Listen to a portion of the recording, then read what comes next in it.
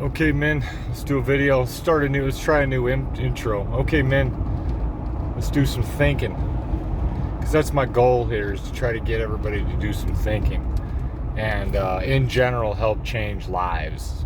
I don't care who it is, but that's what I want to do. I think that it's what I'm supposed to be doing, and that's why I'm here doing this. So let's do a side video. It doesn't have to do with relationships. I'm going to do some videos about a lot of different stuff. I'm going to do reviews on politics. I'm going to do reviews on relationships. I'm going to do some just freestyle like this. I'm going to do some more bullet point style videos. I'm going to hit it with everything because I'm just trying to help everyone. I really am. I'm just trying to help. My main focus is relationships, and then helping children through relationships. But I believe that this video I'm going to do right now about quitting smoking, and just little tips that I got about quitting when I quit nicotine. I say smoking or nicotine because I used everything. I've used everything as far as like trying to quit and actually using nicotine. I smoked cigarettes. I started off smoking cigarettes. I smoked cigars, and I chewed. I tried the patch to quit. I tried this special medicine that I didn't do. There's some other stuff I didn't do, but tried the patches. That got me sick. I tried cold turkey. That got me sick. And the thing I realized all along, now looking back on it, is that what we're all trying to do when we quit smoking or quit using nicotine is just this massive jump into having all the willpower to just quit. And that's what all of us want. But the real reality and the best way to quit is to build that confidence in your ability to quit. You have to build that faith in yourself that you can quit. It's all about building up the courage to actually then finally one day completely quit. This is just my opinion, but I've quit, and I've been off nicotine for 3 years now, and I don't even think about wanting to do it. Like this video, I was taking a shower and this popped up in my head and thought I should do a video about this, because I got some really good tips along the way as well. And I think the greatest tip ever from a non-smoker in a situation where we didn't even need to, we did and we didn't. I didn't even need to be doing it. It was from one of those stupid quit smoking secession lines. I had to do it through my job. I had basically already quit. I had done the step down method through vaping, and I'm not promoting any form of nicotine. Actually, my goal is for everybody to quit and the nicotine business to go out of business. But it's existing, so let's try to get the best form of quitting. And what I found, and I think it's 41%, the last time I had looked, 41% of people said that they had quit smoking or using nicotine by vaping and by stepping down with the vape method, because you can control the nicotine content in the vape, and then you can use it less and less and less. And I'll tell you is that it's the building again of the confidence to one day not do it, to have the courage. You're not going to do it all in one day. The willpower, the building of that willpower does not happen in one day. Very few people do. And I'm not saying that nobody can, but if you could, you probably wouldn't be watching my video right now to maybe help you do it. And so it's about building that willpower. So build that willpower. If you have to try quitting smoking 15 times, who cares? Because you are building the willpower to do it. And that's what's most important, because one of these times, I hope for you and for anybody else, is that one of these times will be the time you actually quit smoking. And so let me get into my thing here real quick. So when I actually started smoking when I was 15 years old. And I did it for the worst possible reasons. I was hanging out with a bunch of girls, trying to hook up with this one who was out of my league. And I was totally I mean, I was simping on this girl. I was totally simping on this girl. And she was out of my league. And she knew that she knew she had me around the finger and all that. And they were smoking around me and all this stuff and drinking. There were girls that were older than me. And I was just kind of happy to just be around. And this is the problem is, man, we don't need to just be happy to be around. I should have been happier to be around my friends and men who were, boys of my age instead of simping over some girl who ended up, and I'm not going to blame her because it's also my own fault, but being in that environment caused me to start smoking. And I then got addicted to smoking at age 15 years old and started smoking all the time. Like literally addicted. A pack of smokes a day. And I did that pack of smokes a day, until I decided to not smoke cigarettes and do other things. I started chewing, it was a can of chew a day and, or a can of chew every 2 days. It never stopped. I smoked cigars, and then I heard about vaping and I heard that you could step down from it. And so a friend of mine had a vape and I tried it and I was like, oh man, this thing tastes good too. And again, I'm not promoting it, but it tasted good. And I was like, oh man, I could quit smoking. I could probably quit using nicotine with this, And it took me a while to make the commitment on the device and all that and get into it. But I did. And when I did, I got, different flavors or whatever, and I tried it all. But I started at a 12 and I stepped down to a 9 very rapidly. Like within 2 weeks, I stepped down to a 9. And then within that first month, I stepped down to a 6 because a 12 is just too high, I think, for anybody.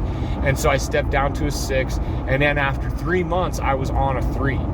I was down to a 3% nicotine. And I had to mix it in some cases with 0% or 1, I had to mix it to try to come up with these percentages and kind of do some guessing. But for the most part, I ended up stepping down about a half. After I got to 3, I started stepping down about a half all the way. Every month I'd step down another half until I was done. And then one day I couldn't quit. I was still smoking. I was still puffing the vape, but with no nicotine. I had stepped down to the point of 0%. And I was just puffing the vape just as a habit of having the thing in our hands. That's what I mean, the willpower too. I'll get to it in a second. The willpower one day to leave your house, to walk away without that thing, without that nicotine addiction, to walk away one day. And it was the biggest anxiety I had in my life, was walking out the front door of my house for the very first time without my vape in my hand or without nicotine in my hand. It was part of the checklist of what I did every single day to leave my home. Cell phone, wallet, knife, chew. Cell phone, wallet, knife, chew. Cell phone, wallet, knife, chew. It still is part of my checklist. Believe it or not, cell phone, I can do it so easily because I did it for 20 years and it was miserable. But the anxiety that I had the day that I decided to walk away from it, I stared at the thing and I danced around my front door for like 5 or 10 minutes, like freaking Jack Nicholson in As Good as It Gets, standing around doing crazy stuff like I got freaking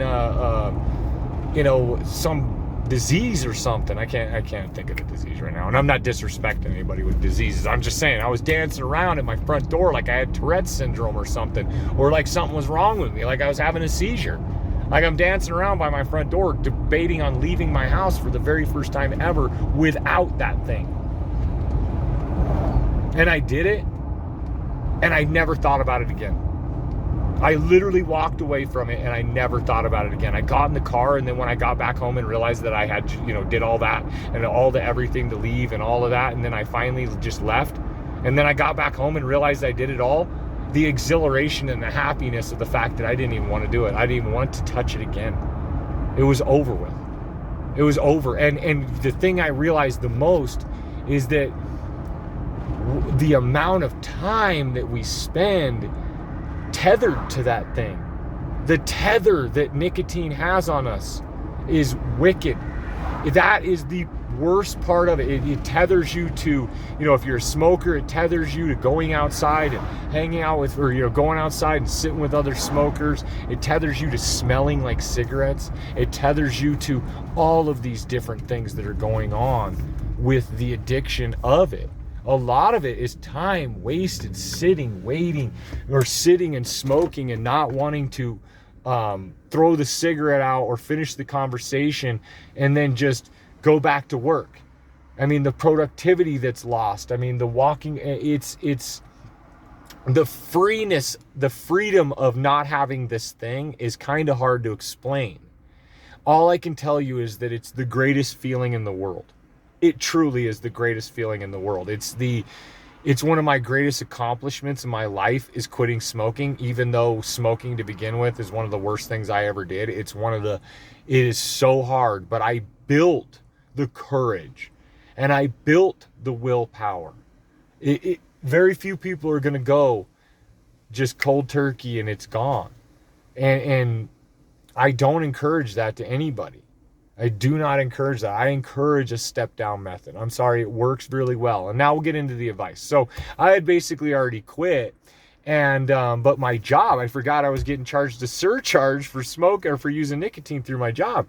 So I was like, oh crap, I need to do the succession line, the generic quit smoking succession line, the 1-800 number through my work to quit smoking so that I could officially stop having to pay the surcharge. And so I signed up for it and everything. And this is where the greatest advice I ever got came from.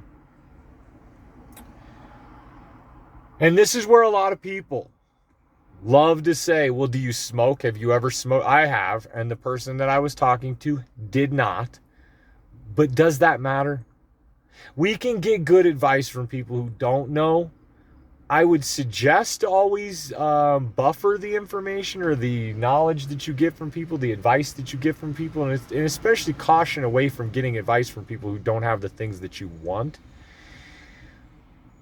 But a person who helps someone quit smoking, even if they don't smoking, they got some stories and they can tell you things that other people have used to quit smoking. And this person who never smoked a day in his life told me that this was the greatest piece of advice. I know I let it on a little bit. At those times when you want to smoke, when the habit tells you to smoke, that's when you don't. That's when you don't. You have to break the habit. You have to break the habit of wanting to do it. So when you want to get in the car, like most of you get in the car, I'm sitting in the car right now, you get in the car, you want to light up and you want to drive, right? Don't. That's when you don't. Not right away. You can smoke in a little bit, in 5, 10, 15 minutes. Cut yourself off. Don't as soon as you got in the car. And then, when you're down the road, 10, 15 minutes, then you'll light up. And what's funny is when you first do it, you'll think about it. But if you have someone with you, this will help you out quite a bit too, or if you get on the phone. When you first, instead of lighting up, be talking to the person that you're with, or maybe call somebody to get some help, or just be talking to distract you. And if you don't light up right away, a minute into it, you'll actually stop thinking about it. It's like if you had to pee and you stop thinking about, you'll stop having to, if you just don't have the opportunity, you'll think, granted, if you have to pee too bad, you'll keep thinking about it. But if you just got to pee a little bit, the thought will go away. It's the same concept. So you get the thought to just go away a little bit. And then once it clicks into your head, you're so proud of yourself because you just put it off for all that time. For 10, 15 minutes, you're like, wow, I actually just did that. And every time you do that, you build upon that momentum of saying, wow, I just did that. And you're building that courage, that momentum to actually quit one day, to walk away and not do it anymore. It is right there, and it's possible for anybody to quit smoking or for using nicotine. It really is. I suggest the step down method. It takes a little investment into the vaping, the vapes. And the stuff like that, but then you step down from there very rapidly. I quit inside of 6 months and I was done. I wanted to as well. So a lot of you have to realize you have to commit and you have to want to quit smoking. You have to want this really bad. And I wanted to. Cigarettes tasted so disgusting. They really just tasted so disgusting. And again, my best advice ever, right after dinner. Right after dinner, when you want to eat, right after you ate, when you want to eat, don't. For a little while.